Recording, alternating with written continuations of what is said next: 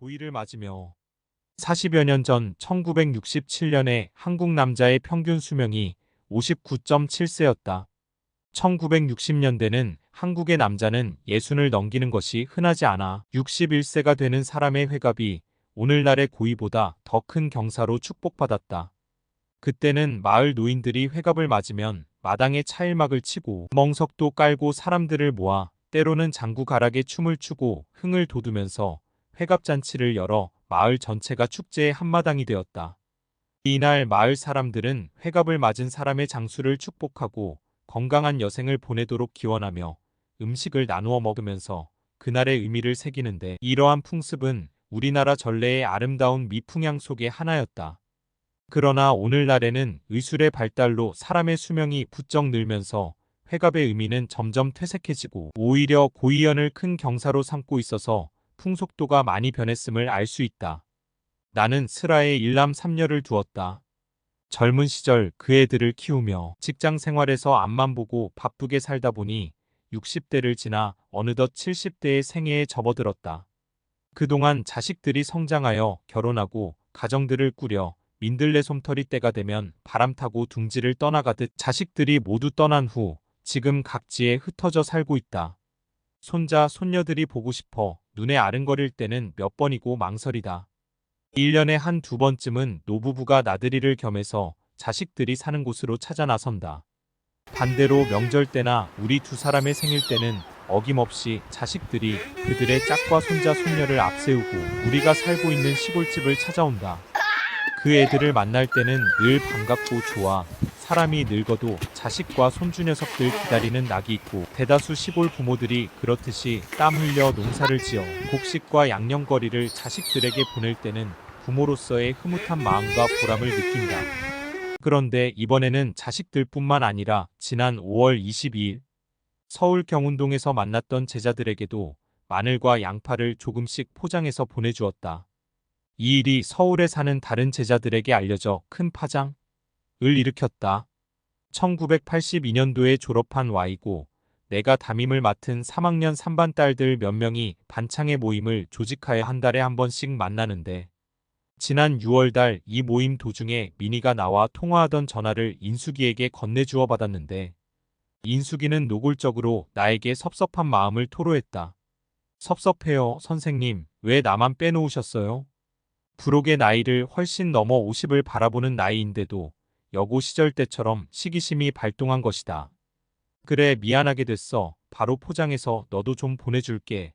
섭섭하게 생각하지 말고 내가 보내주는 것 잘 먹고 여름 한철 건강하게 잘 지내라. 인숙이는 그제야 좀 멋쩍은 듯 아닌데요. 선생님, 제가 농담을 했어요. 정말이에요. 나는 그 전화를 받고 내가 일찍이 교직에 발을 들여놓았던 것이 이렇게 큰 보람으로 다가올 줄 몰랐다. 우리 노부부는 웃으며 그것을 받지 못한 다른 제자들 목까지 추가로 3개의 포장을 더 만들어 즐거운 마음으로 그것들을 똑같이 담아 보내주면서 그 제자들도 모두 내 자식이려니 생각하니 나처럼 행복한 사람이 이 세상에 또 없을 것이라고 느껴졌다. 그런 행복도 있지만 나는 나의 노후 생활에 이보다 더 진한 행복이 또 있다. 가끔 영상통화로 나날이 달라지게 자라는 4살 난 손주의 모습을 보면서 대화를 나누는 즐거움이다. 이제 막 말을 배우는 손주 녀석이 핸드폰 영상에 나타나 할아버지 할머니 사랑해요를 앙증스럽게 말해줄 때는 우리 노부부에게 이보다 더 큰 행복이 없다.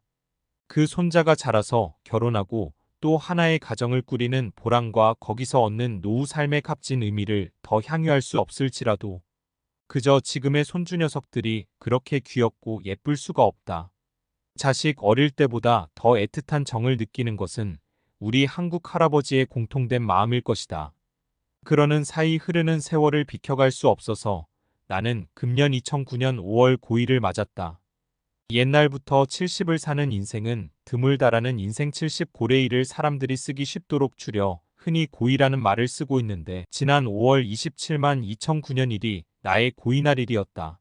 나는 회갑 때처럼 고이에도 아침에 미역국이나 한 그릇 먹고 그냥 알게 모르게 지나면 좋겠다고 생각했는데, 자식들이 내 칠수년을 준비해 놓고 애비의 생각을 들어주지 않았다. 나도 모르는 사이에 3년 전부터 매월 적금을 하며 내 고일을 준비했다는 말을 듣고 애들의 효심에 어쩔 수 없이 자식들의 제안을 수용하기로 했다.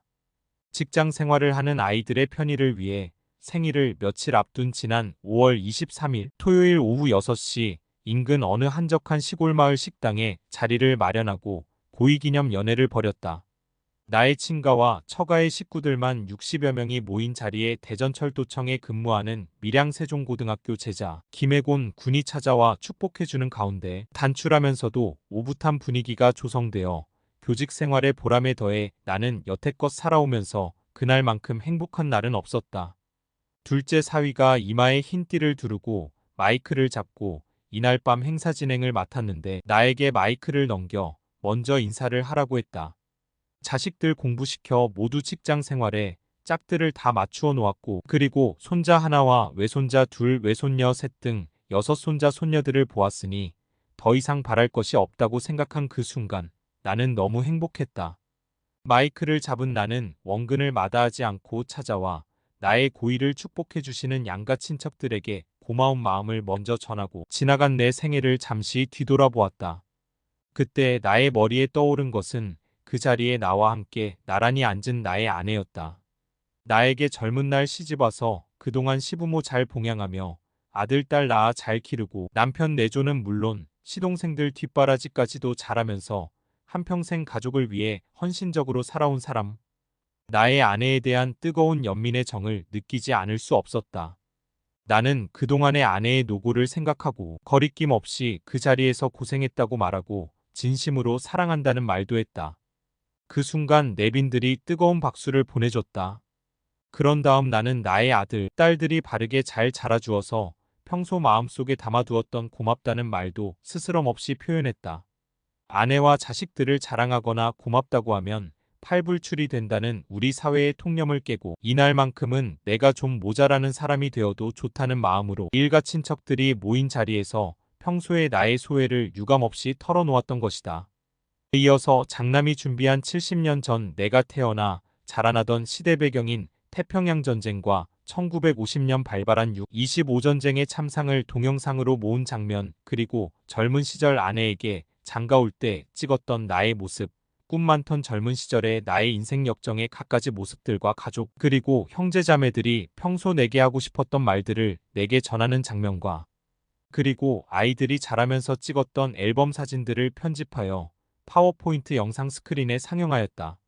나의 인생 역정을 단축시킨 이 영상물에 사람들은 어느 누구 할 것 없이 몰입하며 시선들을 집중시켰다. 그 다음 순서는 할아버지 오래 사세요라는 노래를 큰딸의 피아노 반주에 맞춰 손녀들이 노래하며 춤을 출 때는 엊그제 병아리 같은 애들이 벌써 이만큼 자라 이 할아버지를 이처럼 즐겁게 해주고 있으니 살아온 세월이 그저 무상한 것만은 아니었음을 느끼게 했다. 외손녀들의 춤과 노래가 끝나자 이어서 노래방 순서가 되었다. 그 자리에 모인 사람 모두가 일어나 화기애애한 분위기 속에 노래방 가요 리듬에 맞춰 열정적으로 노래를 부르며 즐거운 시간을 이어갔다. 우리는 그날 밤 자정이 가까울 무렵이 돼서야 잠자리로 모두 자리를 떠나면서 간소했지만 화려했던 나의 고이 기념연회는 그 막을 내렸다. 자식들이 3년을 준비하여 지성으로 마련한 나의 고이연. 그날 나는 누구보다도 행복했고 자식 키운 보람을 느꼈다. 그러나 내 자식들이 내게 하듯 나는 내 부모님에게 그렇게 해드리지 못했다. 희극 배우였던 김희갑 선생이 가끔 그의 생전에 불효자는 웁니다를 가요 무대에서 처량하게 부를 때는 나는 아내 모르게 베개 깃을 적셨고 가수 태진아가 한설인 3호곡을 부를 때는 그날 밤 잠을 청하는 잔잔한 나의 심금을 여지없이 흔들어 놓아 잠을 설치게 했다. 한시회전에는 다음과 같은 구절이 있다. 수욕정이 풍부지 자욕양이 침부돼. 나무는 고요해지고 싶으나 바람이 그치지 아니하고 자식이 부모에게 효도하고자 하나 그 부모가 기다려주지 않는다. 나는 이런 아쉬움을 달래는 마음으로 10년 전부터 지역 봉사활동단체에 가입하여 불우한 이웃이나 독거노인들을 찾아다니며 옷가지와 음식을 배달하면서 내 부모님에게 하지 못했던 효도를 대신한다고 자원봉사라는 활동을 하기도 했다. 그러다가 내 나이 칠순에 접어들면서 젊은이들에게 나의 역할을 맡기고 2008년 연말을 기해 봉사 현장에서 떠났다. 비록 단체 봉사활동을 떠났지만 나를 필요로 하는 이웃이 있다면 나는 앞으로 언제 어디든지 혼자라도 그곳을 찾아갈 것이다.